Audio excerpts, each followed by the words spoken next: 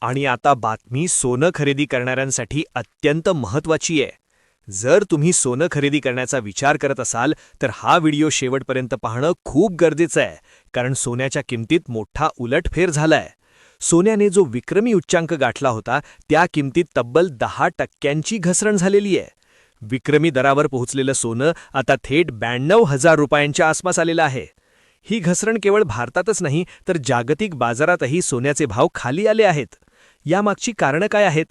तर एक म्हणजे ग्लोबल ट्रेड वॉरमध्ये आलेली घट आणि दुसरं म्हणजे सुरक्षित गुंतवणूक म्हणून सोन्याची मागणी कमी होणं. या दोन मोठ्या कारणांमुळे सोन्याच्या किमतीत ही घसरण झाल्याचं तज्ज्ञ सांगत आहेत. आता सगळ्यात महत्त्वाची गोष्ट म्हणजे अमेरिका आणि व्हेनेझुएला यांच्यात सुरू असलेल्या तणावाचा भारताने थेट फायदा उचलला आहे.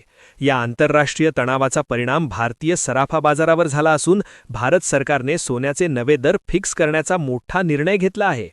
विशेष म्हणजे हे दर आता काही काळासाठी स्थिर राहणार असल्याची शक्यता व्यक्त केली जात आहे. अमेरिका या संपूर्ण प्रकरणात तोंडावर आपटली असून भारताने जागतिक स्तरावर आपली आर्थिक ताकद दाखवून दिली आहे. आज घेतलेल्या या निर्णयामुळे भारताचा डंका संपूर्ण जगात वाजत आहे. हा निर्णय थेट पंतप्रधानांच्या पातळीवर घेतल्यामुळे बाजारात प्रचंड उत्साहाचं वातावरण आहे. सराफा बाजारात अक्षरशः आनंदाचं वातावरण पाहायला मिळत आहे. आता सोने खरेदीचे दर पूर्वीसारखे राहिलेले नाहीत. जर आज तुम्ही 18 कॅरेट, 22 कॅरेट आणि 24 कॅरेट सोन्याचे दर पाहिले तर तुम्हाला स्वतःला थांबवणं कठीण जाईल, कारण सरकारने असा निर्णय घेतलाय ज्यामुळे अमेरिकेवर अप्रत्यक्षपणे आर्थिक दबाव निर्माण झाला आहे. याच कारणामुळे सराफा बाजारात लोकांनी अक्षरशः पेढे वाटले आणि बाजार फुलून गेला आहे. कालपर्यंत सोन्याचे दर वाढलेले होते. त्यामागचं कारण होतं अमेरिका, चीन, रशिया आणि इतर देशांमधील तणाव. चीन आणि रशियाने देखील या वादात उडी घेतली होती, त्यामुळे आंतरराष्ट्रीय बाजारात अनिश्चिततेचं वातावरण होतं. पण या सगळ्या परिस्थितीत भारताला मोठा फायदा झाला आहे.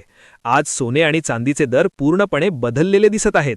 सरकारने असा नियम लागू केला आहे की ज्यामुळे आता सोन्याच्या किमतींमध्ये वारंवार बदल होणार नाहीत.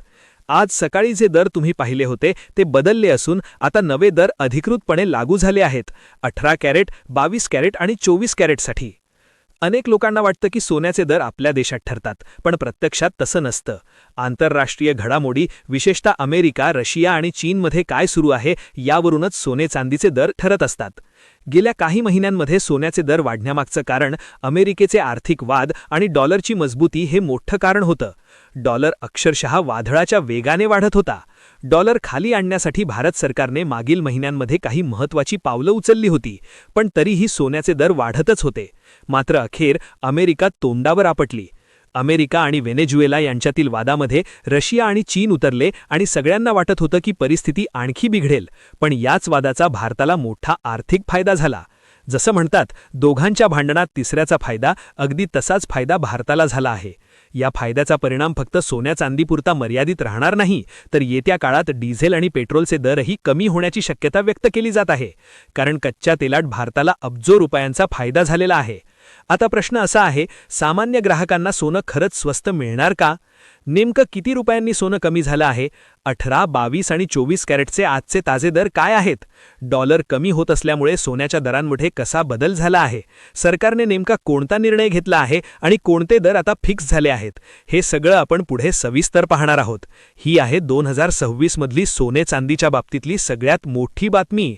या व्हिडिओमध्ये आपण सर्वात आधी आजचे ताजे सोने चांदीचे दर पाहणार आहोत. कोणताही वेळ वाया न घालवता थेट मुद्द्याला हात घालणार आहोत. यानंतर आपण 31 मार्चपर्यंत सोने चांदीची हालचाल कशी असेल, भाव फिक्स राहणार का आणि खरेदीसाठी योग्य वेळ कोणती याची सविस्तर माहिती पाहणार आहोत. म्हणून हा व्हिडिओ अजिबात स्किप करू नका.